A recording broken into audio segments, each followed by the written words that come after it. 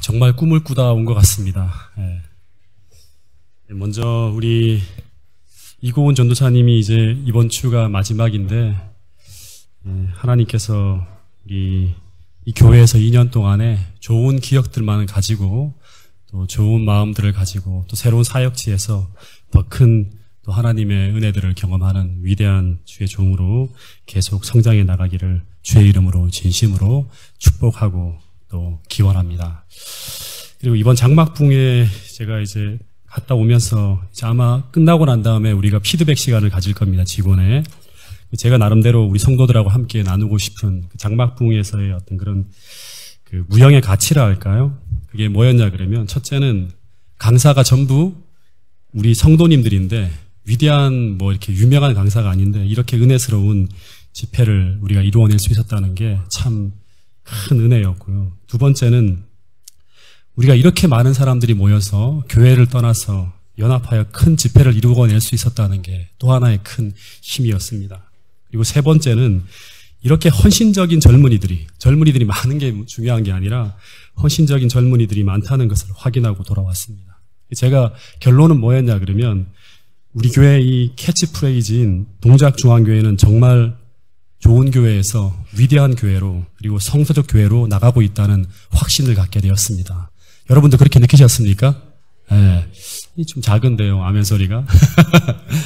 이제 여러분들이 결과를 통해서, 역사를 통해서 우리가 한번 2016년, 17년 역사를 통해서 이 힘을 우리가 아름답게 하나님을 영광을 위해 표출하는 그런 사건들과 그런 이야기들로 또다시 우리가 꾸려서 다음 장막 집회를 만들어 갔으면 좋겠습니다.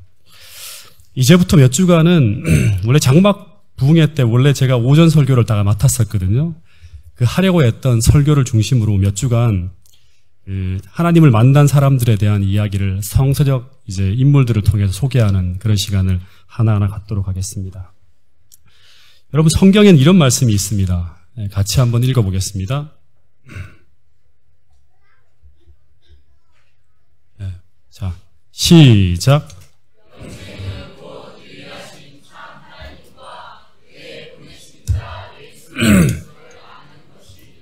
이 본문을 보면 하나님을 아는 것과 영생을 소유하는 것을 같은 경험으로 이야기하고 있습니다. 하나님을 아는 것은 영생을 소유한 것이라고. 제가 목회를 하면서 느끼는 함정이 있는데요. 이게 무엇인가 하면 제가 성경을 사람들에게 가르치기 위해서 성경을 많이 연구합니다. 저는 하나님이 어떤 분이라고 설명하고 논리적으로 잘 가르칠 수 있습니다. 다시 말해 저는 하나님에 대해서 하나님에 관해서는 많이 알고 있고 또 그것을 잘 설명할 수 있는 사람입니다. 그런데 그것이 본문 요한복음 27장 3절에서 말하는 제가 하나님을 아는 지식을 소유한 것이라고 말하고 있는 것이 아니라는 사실입니다.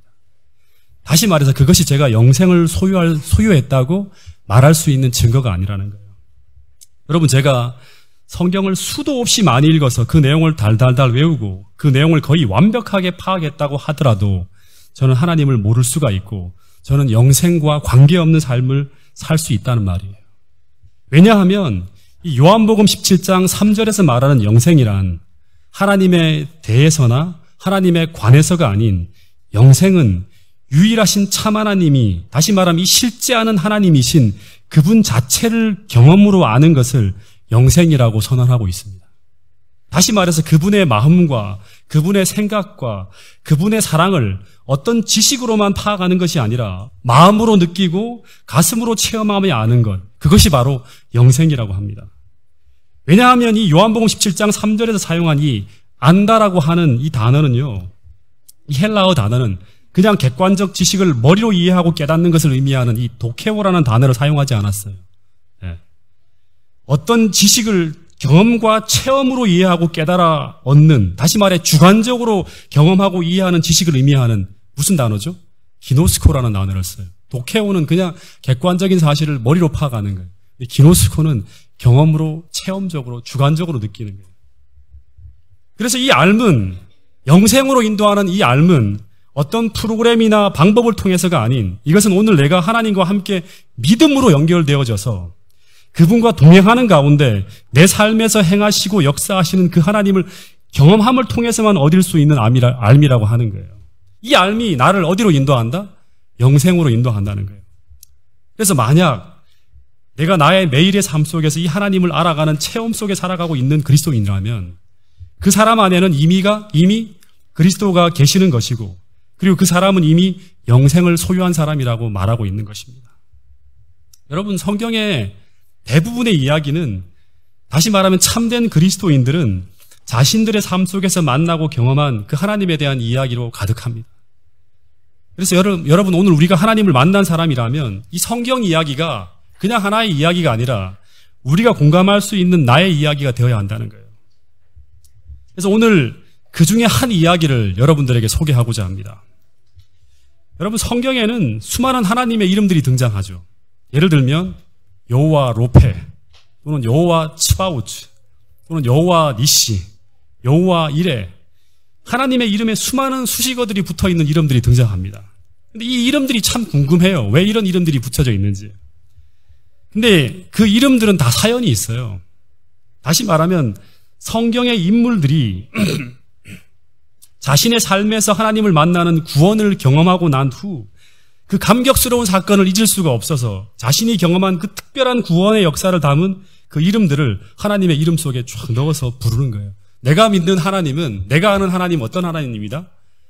나를 위해 무언가를 준비하시는 그 하나님이다 하면서 여호와 이레의 하나님이라 하고, 내가 아는 그 하나님은, 그 여호와 하나님은 어떤 하나님이다? 나로 하여금 승리할 수 있게 만들어주는 여호와의 니시의 하나님이라 하면서 자신이 경험한 그 하나님을 그 이름 속에, 수식어 속에 붙여넣는 거예요. 그 중에서 오늘 저는 이 창세기 22장에 등장하는 이 아브라함이 모리아 산에서 하나님을 만난 후 그가 경험한 그 여호와 이레의 하나님이라고 자기가 만난 하나님을 부르게 되거든요. 그 하나님을, 이 아브라함이 경험한 그 하나님의 이야기를 여러분들에게 한번 소개해 보고자 합니다.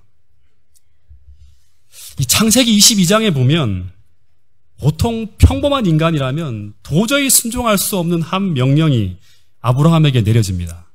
자, 같이 읽어보겠습니다. 시작. 그 일 후에 하나님이 아브라함을 시험하시려고 그를 부르시되 아브라함아 하시니 그가 가로되 내가 여기 있나이다.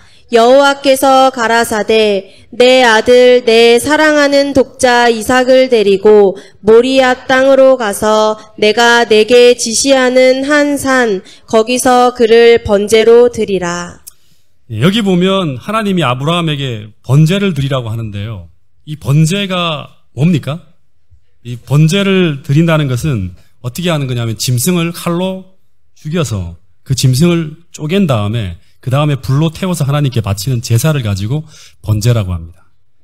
근데 하나님이 요구하신 이 번제로 쪼개어지고 불로 태워져야 할 제물이 무엇인가 하면 양이나 송아지가 아니라 바로 뭐다? 이 아브라함의 아들입니다. 근데 이 아들도 어떤 아들인가 하면 이제 여기 본문에 보면 이 아들은 그냥 아들이 아니에요. 25년간의 기다림 속에 힘들게 얻은 아브라함에게 하나밖에 없는 소중한 독자라고 합니다. 근데 그 아들을 그냥 하나님이 데려가겠다는 것도 아니죠. 그렇죠? 아브라함에게 직접 너가 그 아들을 어떻게 해라? 죽이고 난 다음에 그 아들을 쪼개서 번제로 바치라는 거예요.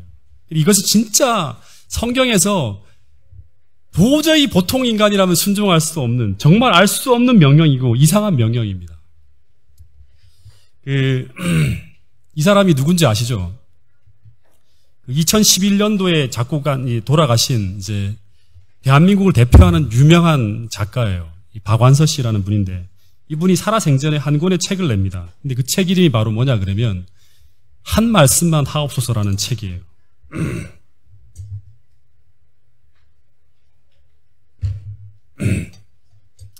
근데 이 책이 나오게 되는 배경을 보면 이 책의 작가인 이 박완서 씨에게 아들이 하나 있었다고 합니다. 근데 이 박완서 씨는 이 아들에 대한 집착과 애정이 유달리 굉장히 컸었다 그럽니다.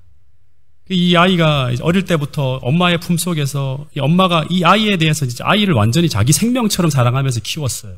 네. 근데 1988년 5월에 이제 올림픽이 열리는 그 해죠. 이 박완서 씨의 남편이 폐암으로 먼저 사망을 합니다. 그래서 이 박완서 씨는 이제 남편을 여의고 난 후에 이제 일남 사녀가 있었대요. 그 중에서 이 아들이 하나밖에 없는데 이 하나밖에 없는 아들을 의지해서 살아가려고 해요. 당시에 이 아들의 나이가 몇 살인가 하면 25이었습니다. 아브라함의 아들처럼 이제 인생이 아름다운 꽃을 피워야 할 가장 아름다운 청년의 때, 그리고 이 딸 넷 중에서 하나밖에 없는 독자였어요. 그리고 이 아들은 당시에 장래가 촉망되는 마취과 레지던트 과정을 밟고 있는 전공의 의사였다 그럽니다. 다시 말해 이 아이는 그동안 이 엄마가 온갖 사랑과 애정을 다 쏟아서 키워온 엄마와 생명줄로 연결된 엄마에게 생명과도 같은 귀하디 귀한 아들이에요. 근데 이 아들이 돌연 1988년 8월에 아버지가 돌아가신 지 3개월 뒤에요. 예. 교통사고로 사망하게 됩니다.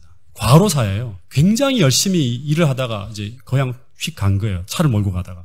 예. 근데 이 아이가 사망했다는 소식을 들었을 때 그때 이 박완서 씨의 마음은 인간이 겪을 수 있는 가장 참혹한 아픔과 고통을 겪게 되는데, 이때 그가 겪은 그 아픔을 책으로 써냈는데 그 책이 바로 뭐냐 그러면 한 말씀만 하옵소서라는 일기문 형식의 글이에요. 그 본문 중에 하나를 제가 여러분들에게 소개해드리면, 통곡이 치받쳤다. 도무지 어떻게 할 수가 없었다. 짐승 같은 울음소리를 참으려 하니 온몸이 격렬하게 요동을 쳤다. 구원의 가망이 없는 극형이었다. 끔찍한 일이었다. 이럴 수는 없는 것이었다. 도대체 밥이 넘어가질 않았다. 삶에 대한 거부였다. 다시 말해 그 아들의 죽음 앞에서 그가 느끼는 고통은 말 그대로 구원의 가망이 없는 극한 형벌을 당하고 있는 것으로 지금 표현하고 있는 거예요. 다시 말해 자식의 죽음은 부모에게 극한 형벌을 가하는 거예요. 부모에게. 근데 이 천형을 마치 하나님께서 그가 가장 사랑하는 아브라함에게 가하는 것처럼 보이는 이해할 수 없는 장면이 바로 창세기 22장 1절에 나오는 그 말씀이에요. 그래서 이 아브라함이 이 명령을 받고 난 후에 엄청난 고민을 하게 됩니다. 이 자식을 바치는 제사는 이방신들에게나 하는 것인데 왜 하나님이 나에게 이것을 요구하는 것일까? 이해할 수 없는 거예요. 더구나 하나님께서 살인하지 말라는 계명을 주신 분인데 왜 사람을 죽이라는 명령을 하는 것일까? 왜 하나님은 이런 어마어마한 고통을 나에게 허락하시는 것일까? 이해할 수 없는 상황 속에서 아브라함이 엄청난 고민 속에 빠져서 이것이 정말 하나님으로부터 온 명령인지를 알고자 이전에 해보지 못한 간절한 마음으로 하나님 앞에 나가 기도를 합니다. 근데 그 이유는 설명되지 않고 계속 그의 귀에 들려온 음성이 뭐냐 그러면 내 아들, 내 사랑하는 독자 이삭을 데리고 가서 번제로 드리라고. 이 음성이 계속 그의 귀에 들려왔대요. 다시 말하면 그가 갈대아 우르를 떠날 때 들었던 그 음성, 그가 평생 하나님과 동행하며 들었던 그 부인할 수 없는 그 음성이 계속 그의 귀에 들렸을 때 그가 감히 지체할 수 없어서 이제 드디어 그 명령 앞에 순종하고자 결심하고 거의 죽을 것 같은 사물길을 걸어서 이제 모리아산까지 걸어갑니다.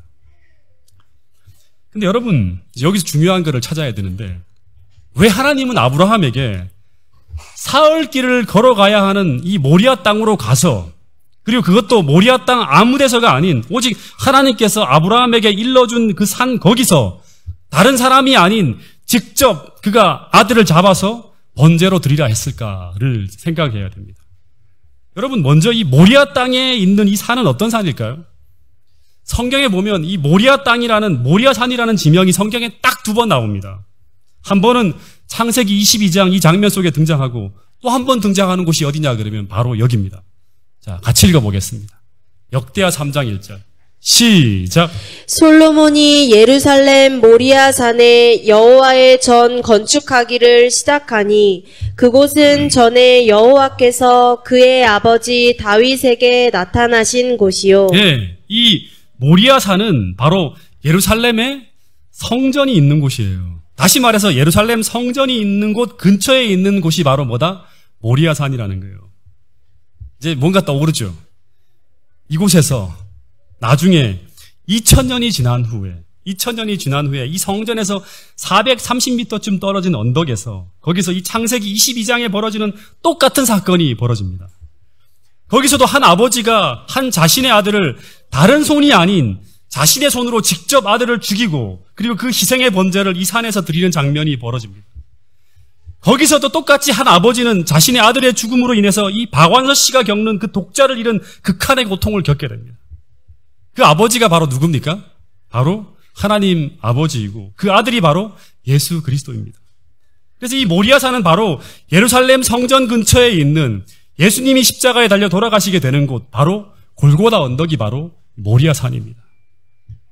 근데 먼 미래에 예수님이 십자가에 달려 돌아가시는 그곳으로 지금 누가 번제를 드리러 가고 있는가 하면 아브라함이 자신의 아들 이삭을 번제로 드리러 가고 있는 거예요. 다시 말해서 2000년 후에 똑같이 하늘 아버지께서 자신의 아들을 번제로 드리러 가는 그곳으로 이 아브라함이 이삭을 번제로 드리러 가고 있는 거예요. 그리고 이 3일 동안 아브라함은 하늘 아버지가 겪게 되는 그 아들의 죽음의 고통을 이 3일 동안 모리아산을 걸어가면서 똑같이 겪게 됩니다. 여러분, 그래서 이 이야기를 통해서 우리는 하나님께서 우리에게 무엇을 보여주시고자 의도하시고 계시는지, 그 하나님이 계획하신 이 거룩한 의도를 파악하면서 이제 이 이야기를 따라가야 돼요. 여러분, 우리는 십자가 이야기를 통해서 하늘 아버지께서 소중한 아들을 우리를 위해 선물로 내어주셨다. 돌아가시게 했다. 그래서 하나님은 우리에게 소중한 것을 주시는 사랑의 하나님이라는 사실 정도만을 우리는 이해하고 있어요. 그래서 우리는 정말 중요한 것을 이 십자가 이야기를 통해서 놓치게 된다는 거예요. 여러분, 정말 중요한 것은 바로 그 십자가 사건이 벌어질 때 하늘 아버지께서 어떤 마음으로 그 아들을 내어주셨는지, 그리고 십자가 사건이 벌어질 때 그 아버지는 어떤 고통을 겪고 계셨는지를 우리가 간과하게 되는 경우가 많다는 거예요. 실제 성경에서 우리에게 말하고 있는 이야기는 가장 큰 사랑의 빛은 이 십자가의 희생을 통해서 하나님께서 우리에게 보여주고자 하는 가장 중요한 이야기는 바로 하나님의 마음이에요. 하나님이 어떻게 세상을 사랑했는지를 보여주고자 하는 그 이야기가 성경 전편에 흘러가는 그 십자가 사건을 통해서 보여주는 이 사랑의 이야기입니다. 그래서 이 창세기 22장의 이야기는 아브라함의 아들을 번제로 드리는 이 경험을 통해서 이 세상을 위해서 당신의 아들을 내어주는 그 아버지 하나님의 고민을 우리에게 보여주고자 만든 일종의 장치가 바로 창세기 22장의 모리아 사건의 산에서 벌어진 그 사건의 이야기입니다. 여러분, 그래서 이 창세기 22장의 이야기가 아브라함의 믿음만을 찬양하는 이야기가 되어서는 안 된다는 거예요. 어쨌든 이 3일 동안 아브라함은 이해할 수 없는 명령 앞에 죽을 고민을 하며 모리아산까지 걸어갑니다. 근데 모리아산에 탁 다다랐을 때 그 예언의 신에 보면 약속의 표인 영광의 구름이 그 모리아산 위에 탁 떠 있는 것을 보고 비로소 아브라함은 그동안은 계속 갈등하며 왔는데 비로소 아브라함은 그 음성이 하나님으로부터 온 음성이라는 것을 확신하게 됩니다. 그리고 이제 아브라함이 하인들을 전부 그곳에 나무라고 쫙 얘기합니다. 그리고 나무를 이삭에게 탁 지우고 다음에 자신이 칼과 불을 들고 산 꼭대기를 향해 올라가기 시작합니다. 여러분, 근데 이제 한번 저는 이거 상상해 본 건데요. 3일 동안 아버지를 따라 여행을 한 이삭이 어린 꼬맹이가 아니죠. 그죠? 이미 청년이에요. 이 청년이 아버지를 따라오는 가운데 근심을 했을까요? 네. 근심을 합니다. 왜냐 그러면 평상시와 달라도 너무나 다른 아버지의 모습 때문에 이 3일 내내 아버지의 얼굴엔 수심이 가득하고 때때로 아버지의 눈엔 눈물이 그렁그렁하고 그래서 이 이삭이 물었을 거예요. 아버지 무슨 근심이 있냐고. 안색이 너무나 안 좋다고. 장성한 아들이 있는데 제가 있는데 무슨 근심이 있으시냐고. 제가 아버지의 근심을 들어드리겠다고. 무슨 근심이 있는지 말해보라고 물어보았을 거예요. 근데 아무리 물어봐도 그냥 눈물만 그 얘기를 들을 때마다 눈물만 펑펑 흘리면서 아무것도 아니라는 아버지의 대답만을 듣게 됩니다. 근데 이제 희생을 드리러 산으로 올라가는데 아버지가 마치 제정신이 아닌 것과 같이 허둥대면서 막 올라가는 거예요. 근데 이삭이 뒤에서 가만히 보니까 희생 제사로 드릴 아버지가 뭐를 빠뜨리고 있는 거예요? 양을 빠뜨리고 있는 거예요. 그래서 이삭이 아버지에게 천진난만하게 웃으면서 이렇게 물어요. 아버지 뭐가 급하냐고. 아버지 잠깐만요. 그러면서 뭐와 뭐는 있는데? 나무와 불은 있는데 아버지 번제할 양을 빠뜨렸다고. 양이 없으면 어떻게 번제를 드리냐고. 번제할 양이 어디 있냐고 묻는 거예요. 근데 이 말을 들었을 때 아브라함이 아들에게 뭐라고 답을 해야 되는데 대답을 해야 되는데 근데 아브라함은 도저히 이 말을 이때 할 수가 없었다 그럽니다. 그래서 뭐라고 합니까? 창세기 22장 7절 8절 이렇게 이야기를 합니다. 한번 읽어보겠습니다. 시작. 이삭이 그 아비 아브라함에게 말하여 가로되 내 아버지여 하니 그가 가로되 내 아들아 내가 여기 있노라. 이삭이 가로되 불과 나무는 있거니와 번제할 어린 양은 어디 있나이까. 아브라함이 가로되 아들아 번제할 어린 양은 하나님이 자기를 위하여 친히 준비하시리라 하고 두 사람이 함께 나아가서 네, 아들아 번제할 양은 하나님이 자기를 위해 친히 준비하실 거야 라고 합니다. 이 말이 어떤 말인가 하면 아들아 나도 모른다. 하나님이 그냥 재물이 따로 있다고 말씀하셔서 그냥 불과 나무만 들고 산에 올라가는 거야 라고 말하고 있는 거예요. 근데 여기서 성경에서 말한 그 유명한 여호와 이레라는 말이 나옵니다. 다시 말해 이 말은 지금 나는 잘 모르지만 내가 이해하지 못하는 고난을 겪고 있지만 내가 끝까지 순종하면 주님은 분명히 나를 위한 해답을 예비하고 있을 거라고. 어쩌면 이 말씀은 아브라함이 이삭에게 한 말이 아니라 이 엄청난 고민 앞에 아브라함이 자신에게 던진 믿음의 고백이에요. 근데 이 장면을 생각하면서 제가 탁 클로즈업된 장면이 뭐냐 그러면 당시 아브라함에게 이삭과도 같은 예수님이 이 십자가를 지고 모리아산으로 올라가기 직전에 하나님 앞에 부르짖은 고백이 있죠. 그게 뭐죠? 바로 아버지 만일 할만하시거든 이 잔을 내게서 지나가게 해달라는 고백이었어요. 이 말은 이삭의 구원을 위해서 하나님께서 어린 양을 준비하신 것을 기억하는 거예요. 예수님이요. 성경을 통해서. 그걸 기억하면서 자신을 위해서도 여호와 이레 준비된 구원을 하나님 앞에 찾고 구하고 있는 기도였어요. 근데 하나님 아버지는 이 예수님의 기도에 침묵하고 있었다는 사실이에요. 근데 이 부르짖음이 한 번도 아니고 몇 번 올라오는 거예요. 두 번째 또 올라오는 거예요. 세 번째 또 계속 하나님을 향해서 계속 올라오는 거예요. 아버지 나를 위해 준비되어진 그 모리아산의 그 구원 여호와 이레의 어린 양은 없습니까? 라고. 다시 말하면 이 말은 아버지 나에게 살 길이 없습니까? 라고 묻는 거예요. 어떻게 보면 이 장면은 아버지를 향해서 아버지 저를 살려달라고 구해달라고 탄원하는 기도였어요. 근데 시대소망에 보면 예수님의 이 기도는 이 땅에서 단 한 번도 아버지 앞에 드려본 적이 없는 그런 기도였다 그럽니다. 다시 말해 아버지께서 이 기도를 들을 때 아버지의 가슴은 찢어놓을 만큼 가슴 아픈 기도가 바로 이 기도였어요. 다시 말해서 얼마나 아들이 두렵고 고통스러웠으면 이런 기도를 할까 하고 느낄 만큼 애타게 아버지의 구원을 찾는 기도가 바로 이 십자가 앞에서 예수님이 드렸던 그 기도였어요. 근데 그 아브라함의 구원을 위해 천사를 보내셨던 그 하나님이 여기서는 침묵하고 계셨다는 사실이에요.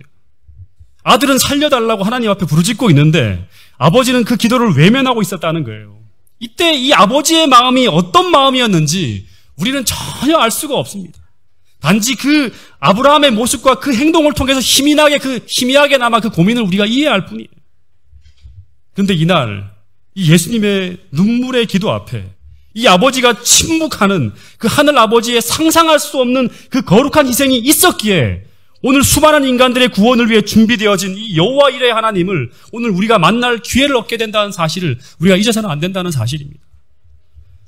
어쨌든 이 아브라함이 뭔가 불안정하게 흔들리면서 지정된 장소를 향해 나무를 들고 올라갑니다. 그리고 제단 위에 나무를 쌓고 번제를 위해서 모든 준비를 마친 후에 그때까지 계속 하나님이 마련해 놓으신 번제할 양을 찾고 있었겠죠. 이삭은. 왜냐 그러면 번제할 어린 양은 누가 마련해 놨다? 하나님이 마련해 놨다는 그 얘기를 듣고 계속 주변을 찾고 있는 거예요. 이삭이. 근데 이삭에게 이제 아브라함이 그걸 보고 있었겠죠. 그런 다음에 이삭을 불러요. 그런 다음에 이제 떨리는 목소리로 여행의 목적을 공개했다고 합니다. 아들아, 하나님이 예비하신 양은 없다고. 바로 너가 오늘 하나님 앞에 바쳐져야 될 희생 제물이라고. 여러분 이 이야기는 바로 뭐냐 그러면 제가 이 이야기를 들으면서 엄청나게 이제 눈물을 흘리게 되는데 이 이야기는 바로 겟세마네 언덕에서 할만하시거든 이 잔을 내게서 지나가게 해달라는 그 아들의 기도에 대한 하나님의 마지막 응답이었어요. 여호와 이레의 어린 양은 너를 위해서는 없다고. 너가 기억하고 있는 대로 이 아브라함을 위해서 준비했던 그 귀한 어린 양은 없다고. 너를 위해서. 다시 말해서 너를 위해 피할 길이 없다고 할 때 이 하나님의 마음이 얼마나 우셨겠는가 하는 거예요. 이 얘기를 하면서. 마찬가지로 모리아산 꼭대기에서 이삭에게 이 이야기를 하면서 막 울고 있는 아브라함의 모습을 저는 상상했어요. 이 모습이 바로 하나님 아버지의 그 모습이에요. 막 울면서 없다고. 너가 희생되어져야 한다는. 근데 이 말을 들었을 때 이삭이 그렇게 할 수 없다고 말하는 게 아니라 피해 가겠다고 하는 게 아니라 충분히 능력이 있었죠. 예수님도 충분히 스스로의 능력이 있었어요. 근데 이삭은 그 일을 감당해야만 하는 아버지만을 염려할 뿐 자신의 운명에 대한 한마디의 불평도 없이 그저 묵묵히 순종하려고 했다고 그럽니다. 여러분 이 모습이 바로 아무도 보지 않고 그 누구도 모르는 그 모리아산 꼭대기에서 이 죄지은 인류를 위한 구원을 위해 고통당하고 있는 하나님 아버지와 그 아들 예수 그리스도의 모습이었어요. 오직 두 분만이 아는 그 눈물을 흘리면서 오직 두 분만이 아는 고통을 서로가 바라보면서 우시고 있는 이 두 하나님의 사랑의 모습을 우리가 조금이라도 느껴볼 수 있다면 우리는 지금보다 훨씬 더 큰 하나님의 사랑을 느끼면서 신앙의 힘을 낼 수가 있을 것이라는 거예요. 여러분, 어쨌든 이 백발의 노인이 사랑하는 아들을 자신의 손으로 죽이고 번제를 드려야 하는 이 아들의 얼굴을 바라봐야죠. 그죠? 바라볼 때마다 몇 번이나 주저앉아 아마 통곡을 하면서 울었을 거예요. 그러면서 하나님 앞에 이렇게 부르짖었을 거예요. 하나님, 차라리 자신을 죽여달라고. 내 온 몸과 마음이 이것을 행하기를 거부한다고. 어떻게 내가 사랑하는 이 아들을 내 손으로 죽일 수 있냐고. 이게 하나님의 마음이에요. 어떻게 내 사랑하는 아들을 내 손으로 죽일 수 있냐고. 그러면서도 눈물 범벅이 되어서 아무것도 안 보이는 그 뿌연 눈으로 마지막 아들을 바라본 후에 그 빼든 칼을 빼들고 하늘을 이 아들을 향해서 내려치려고 할 때 그때 하나님 아버지께서 달려 내려오는 거예요. 그러면서 아브라함아 아브라함아 부르는데 아브라함을 막 울면서 부르는 것 같아요. 그래서 그의 팔을 붙들면서 하는 이야기가 바로 이 이야기입니다. 자, 같이 한번 읽어보겠습니다. 시작. 여호와의 사자가 하늘에서부터 그를 불러 가라사대 아브라함아 아브라함아 하시는지라. 아브라함이 가로되 내가 여기 있나이다 하매 사자가 가라사대 그 아이에게 내 손을 대지 말라. 아무 일도 그에게 하지 말라. 내가 내 아들 내 독자라도 내게 아끼지 아니하였으니 내가 이제야 내가 하나님을 경외하는 줄을 아노라. 아브라함이 눈을 들어 살펴본즉 한 수양이 뒤에 있는데 뿔이 수풀에 걸렸는지라. 이제 하나님께 내려오는 거예요. 내려오면서 아브라함을 막 울면서 부릅니다. 그리고 그의 팔을 붙들면서 이런 말을 해요. 아브라함아 아브라함아 그 아이에게 내 손을 대지 말라고. 그에게 아무 일도 하지 말라고. 내가 내 아들 내 독자까지도 아끼지 아니하였으니 이제야 내가 하나님을 경외하는 줄을 아노라 하잖아요. 여러분, 이 이야기는 제게 이렇게 들렸어요. 아브라함아 아브라함아 내 아들에게는 단 한 올의 상처도 입혀서는 안 된다고. 그 희생을 대신 지불하기 위해 준비된 나의 재물이 있다고. 근데 내가 내 독자도 아끼지 아니하는 이 희생을 하였기 때문에 이 희생을 통해서 이제야 네가 미래에 내가 겪게 되는 나의 마음을 이해할 수 있게 되었다고 하는 말이에요. 다시 말해서 너가 3일 동안 겪은 이 아픈 마음이 바로 이제 미래에 겪게 되는 내 마음이라고. 누구도 모르는 그 마음을 너는 이제 알게 되었다. 그리고 이날 아브라함은 이 모리아 산에서 온 인류에게 말씀하시는 하나님의 음성을 들을 수 있었어요. 아브라함아, 이 일은 내가 정말 하기 싫은 일이었다. 내 마음이, 내 본성이 너처럼 온 마음으로 거부하는 너무나 고통스러운 일이었다고. 왜냐하면 너가 내 아들을, 내 독자를 그렇게 사랑하는 것처럼 나도 내 아들을 너무나 사랑하기 때문이라고. 그래서 그 사랑하는 아들이 십자가의 고통 앞에서 피할 길을 열어달라는 그 기도 소리를 들을 때 나는 그 기도에 침묵할 수밖에 없었을 때 내가 얼마나 마음이 아팠는지 알기를 바란다고. 다시 말해서 이 박완서 씨의 아들의 죽음 앞에 느끼는 그 감정처럼 통곡이 치받쳤다고. 도무지 그렇게 할 수가 없었다고. 짐승 같은 울음소리를 참으려 하니 온몸이 격렬하게 요동을 쳤다고. 구원의 가망이 없는 극형이었다고. 다시 말해서 자신의 아들의 죽음 앞에서 느끼는 그 구원의 가망이 없는 그 고통을, 극형의 형벌을 바로 하늘 아버지께서도 당하고 계셨다고 하는 거예요. 그러나 그럼에도 불구하고 내가 이 일을 행하게 된 것은 내가 내 아들을 사랑하는 것만큼 너희를 사랑하기 때문이라고 하는 거예요. 그래서 요한복음 3장 16절에 이 말씀이 존재하게 되었던 거예요. 같이 한번 읽어보겠습니다. 모리아 산의 그 이야기를 생각하면서 그 아브라함의 마음을 생각하면서 하나님이 우리에게 외치는 이 음성을 한번 같이 들어보면서 이 말씀을 읽어보겠습니다. 시작. 하나님이 세상을 이처럼 사랑하사 독생자를 주셨으니 이는 저를 믿는 자마다 멸망치 않고 영생을 얻게 하려 하심이니라. 여러분, 하나님은 세상을 이처럼 사랑하는 그 하나님의 마음을 우리가 알기를 바란다는 사실이에요. 이 시험의 끝에 이 백발의 노인이 비로소 하나님께서 이처럼 세상을 사랑하사 그 독생자를 우리에게 허락하시는 그 놀라운 사랑의 하나님을 만나고 경험하게 됩니다. 그러면서 그 산꼭대기에서 온 산이 떠나가라, 아마 이런 고백을 부르짖었을 거예요. 하나님, 저를 용서해달라고. 제가 회개한다고. 여러분, 스가랴 12장 10절의 말씀을 보면 이런 말씀이 있어요. 제가 이 말씀을 이 모리아 산의 이야기와 같이 연결시켰을 때 분명하게 깨닫게 되었어요. 여기 보면 내가 다윗의 집과 예루살렘 거민에게 은총과 강구하는 심령을 부어줄 때가 있대요. 근데 그들이 이 성령을 받을 때 그 찌른바 그를 보고 그를 위하여 애통하기를 어떻게 애통하는가 하면 독자를 위해 애통하듯 한. 이 독자를 위해 애통하는 것은 누구 마음이? 하나님 마음이에요. 그를 위해 통곡하기를 장자를 위해 통곡하듯 하리로다 합니다. 이건 하나님 마음이거든요. 다시 말해서 하나님이 마지막 날 성령을 부어주시면 우리 마음에 이 독자를 잃은 슬픔과 장자를 잃어버린 애통이 밀려온다고 합니다. 이 슬픔이 하나님의 마음이고 하나님 아버지의 슬픔인데 이 슬픔이 성령을 통해서 고스란히 우리의 마음에 담겨지게 되는 그때가 있다는 거예요. 그리고 그 아버지 하나님이 독자를 잃은 그 애통이, 그 슬픔이 우리에게 담기게 될 때 그 애통과 그 슬픔은 우리에게 하나님의 아들을 죽인 죄에 대한 애통으로 이어지게 돼요. 그 애통이. 그리고 그 결과 그 슬픔이 죄를 씻는 회개의 샘을 열게 된다고 하는 게 이 스가랴서 12장에 쭉 나오는 이야기입니다. 그래서 아마 저는 이 아브라함이 이 모리아산 꼭대기에서 그날 내려오지 못하고 오래오래 회개하면서 그 하나님의 사랑 앞에 울고 또 울었을 거라는 생각을 하게 됩니다. 여러분, 그 후에 마지막으로 아브라함이 한 게 뭐냐 그러면 이제 번제를 드리게 되는데 그 번제의 제물은 바로 이삭을 살리기 위해서 마련한 여호와 일의 그 어린 양을 드리게 됩니다.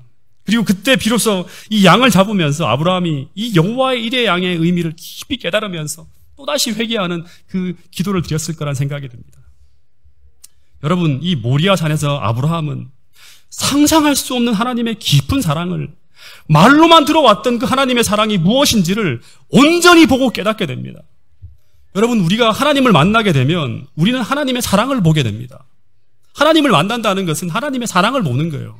그냥 이상한 체험을 하는 게 아니라 우리가 하나님을 경험하게 되면 우리는 우리를 향한 하나님의 그 사랑의 마음을 보게 된다는 거예요. 그래서 그 사랑을 아는 것, 그 사랑을 느끼는 것, 그것이 바로 요한복음 17장 3절에서 말하는 영생은 유일하신 참 하나님과 그의 보내신 자 예수 그리스도를 경험으로 체험으로 아는 것이라는 거예요.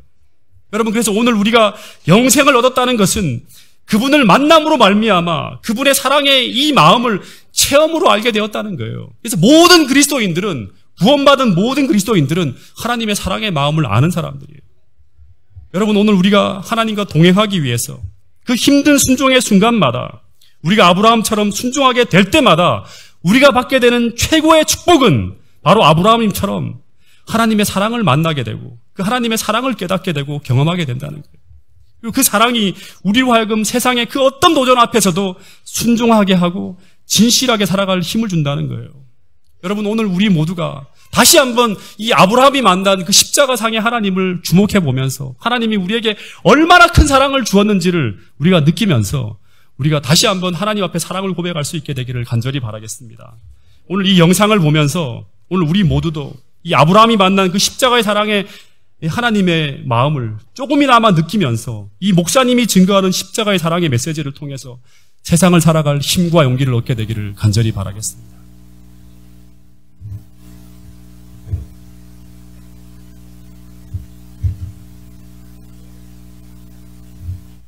신감은 점점 없어지고 불안해지고 두려워지고 사는 것이 겁나고 무능한 자신, 남처럼 앞서지 못하는 자신이 원망스럽고 나중에는 그렇다고 해서 자기를 붙들어주는 손도 없고 기댈 만한 데도 없고 결국은 우울증에 빠지는 비참한 일들이 우리 주변에 많아고 있습니다. 이럴 때 우리에게 필요한 것이 있다면 뭡니까? 힘이요. 세상을 살 수 있게 하는 힘이요. 벌떡 일어나게 하는 힘이요. 자존심을 살려주는 힘이요. 절대로 기죽지 않게 하는 힘이요. 비틀거릴 때마다 붙들어주는 강한 손이요. 어떤 형편이든지 자족하면서 감사할 수 있게 만드는 힘이요. 힘이 필요해요. 힘이 필요해요. 세상을 살기 위해 힘이 필요해요. 내 안에 없는 힘이 필요해요. 밖으로부터 오는 힘이 필요해요. 이 힘이 필요하다. 어디서 이 힘을 얻을 수 있습니까? 십자가를 향해서 가까이 나아가 나를 사랑하사 나를 위하여 자기 몸을 버리신 하나님의 아들을 붙들고 그분의 그 놀라운 사랑을 내 마음에 다시 한번 체험할 때 힘이 생깁니다. 주님이 뭐라고 하시는지 알아요? 너는 네가 똑똑하지도 못하고 머리도 둔하고 경쟁에도 뒤처지고 쓸모없다고 그래서 살고 싶지 않다고 그러지. 그러나 야, 나는 네가 얼마나 좋은지, 나는 네가 얼마나 사랑스러운지, 내가 너를 위해서 이렇게 십자가에서 내가 죽었다. 너 그거 잊어버렸니? 내가 이만큼 너를 사랑하는 것 가지고 만족하지 못하겠니? 내가 너를 이만큼 사랑해주는 것만으로도 행복하다는 말 못하겠니? 너 인생의 짐이 무겁다고? 나는 너보다 더 무거운 짐 지고 세상을 살았어. 그러나 다 지나가는 거야. 나중에 내가 너에게 안겨줄 하늘의 영광은 세상의 고난과 비교가 안 돼. 여러분, 십자가 앞에서 주님이 주시는 이런 음성을 듣는다면 힘이 안 생길까요? 힘이 안 생길까요? 내가 이렇게 소중한 존재구나. 하나님이 나를 이렇게 소중하게 보시는구나. 나는 절대 시시하게 인생 살 수는 없어. 가난하다고 해서 나는 하나님도 나를 아무것도 아닌 것처럼 취급하지 않으셨어. 나는 소중한 존재예요. 여러분, 이런 자아의식을 다시 회복할 때 힘이 안 생기겠어요? 예? 내 당대는 고생할지 모르지만 내 자식 때 하나님이 축복해 주실 것이다. 오늘은 고생할지 모르지만 내일 아침에는 하나님께서는 나로 하여금 춤을 추게 만들어 주실 것이다. 우리 하나님 오늘도 살아계셔. 그분이 십자가에서 죽으셨어. 그거 생각하면 힘이 안 나겠어요? 여러분, 하루 10분만 십자가의 죽음을 묵상하십시오. 아무리 바빠도 하루 10분만 나를 사랑하사 나를 위하여 자기 몸을 버리신 주님 앞으로 다가가세요. 하루 10분만 그분 십자가 밑에서 흘러내리는 피에 여러분의 손을 담고 그분을 우러러보십시오. 세상이 아무리 험해도, 세상 살기가 아무리 힘들어도 다시 한번 일어날 수 있는 힘을 얻을 것입니다. 십자가에서 흘러내리는 하나님의 사랑의 힘이 우리를 벌떡벌떡 이렇게 세울 것입니다. 우리에게 자존심을 심어줄 것입니다.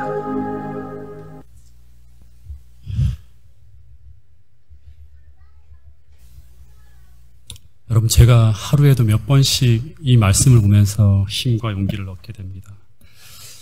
여러분, 아브라함은 하나님의 친구라고 합니다. 친구는 바로 그 친구의 마음을 공감할 수 있는 사람이죠. 그죠? 친구를 향해서 엄청난 사랑을 쏟아내었지만 그 사랑을 느끼지 못하면 그 사람은 절대 친구라고 할 수 없죠. 오늘 제가 이 찬미를 하나님 앞에 드리려고 합니다. 원래는 독창을 하려고 했는데 이 독창을 들어본 제 아내가 절대 솔로로 하지 말라고 지은이와 함께 이 찬미를 불러보겠습니다. 원래 연수원에서 장막 붕괴 때 정말 마음을 담아서 불러보고 싶었던 찬미가 바로 그 사랑 얼마나입니다.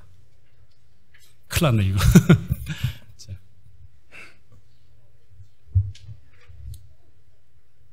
가사 있나요? 가사 띄워줄 수 있나요?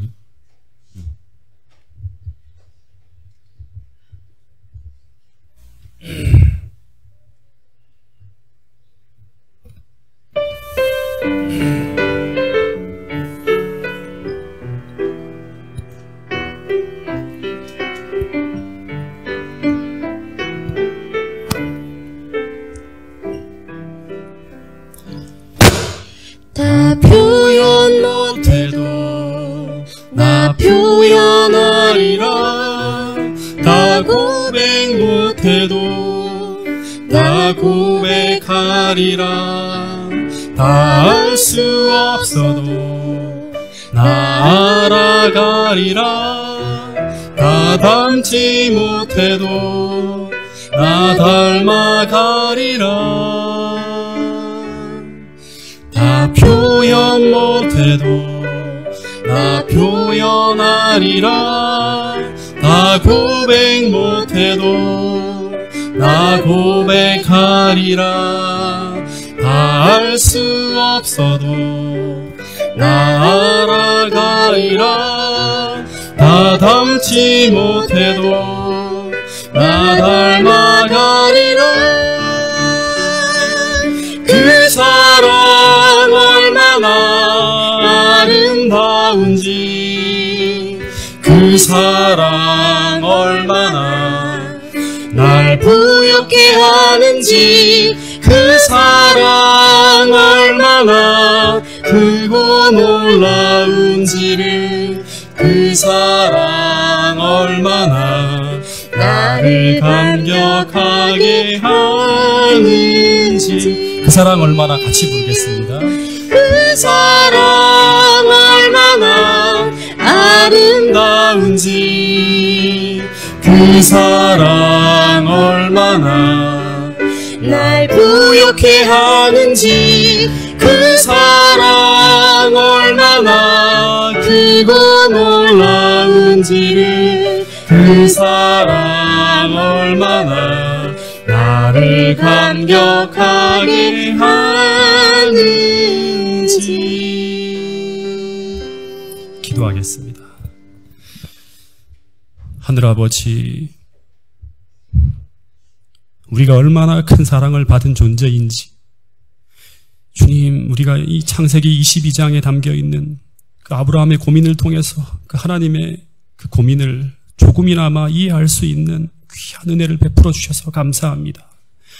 그 모리아 산 꼭대기에서 주님, 두 하나님께서 얼마나 큰 고통 속에 우리의 구원을 위해 희생하셨는지, 그 아무도 모르는 그 비밀한 이야기를 오늘 창세기 22장을 통해서 우리의 마음에 비춰주셔서 감사합니다. 주님, 이 사랑을 더 깊이 묵상하게 하여 주시고, 이 사랑을 더 크게 우리가 보고 체험하고 깨닫게 하여 주셔서 우리가 시시하게 세상을 살지 않을 수 있도록 주님 도와주시옵소서. 여러 가지 고민을 만날 때마다, 어려운 일들을 만날 때마다 주님, 이 십자가의 사랑이 우리로 하여금 하나님 앞에 순종하게 하고, 우리로 하여금 주님 앞에 나가는 그 걸음을 가볍게 할 수 있는 큰 은혜로 우리의 마음속에 역사할 수 있도록 도와주시옵소서.